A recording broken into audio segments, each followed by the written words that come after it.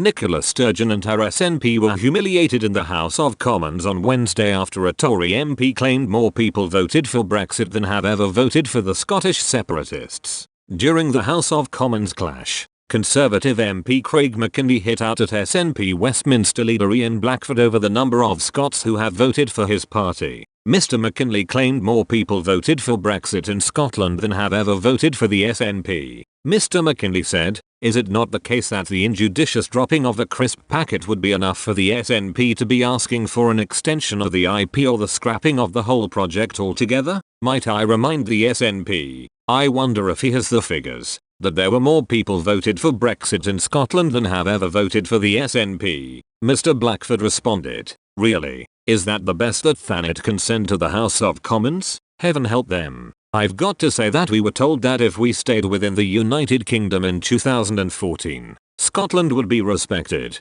that we were to lead the United Kingdom. And the question for his government is, why do they not respect that Scotland voted to stay in the European Union?" However, earlier this week political scientist Professor John Curtis revealed there has been a shift in support towards Scottish independence from both pro-EU and Brexit supporters in Scotland. The politics expert told Times Radio the coronavirus pandemic may have led to a rise in support for Scottish independence. Professor Curtis said, "The polls this year are saying that both groups have become a bit more pro-yes, although Remain voters are still much more likely to be in favour of yes than Leave voters. Leave voters are now switching to some degree. It is no longer obvious whether this most recent increase is to do with Brexit as opposed to something else. The most obvious something else is of course coronavirus." He continued, "It is probably true that more people across the whole of the UK, not least England, now realise that quite a lot of life in Scotland, Wales and Northern Ireland is not run by the UK government and London.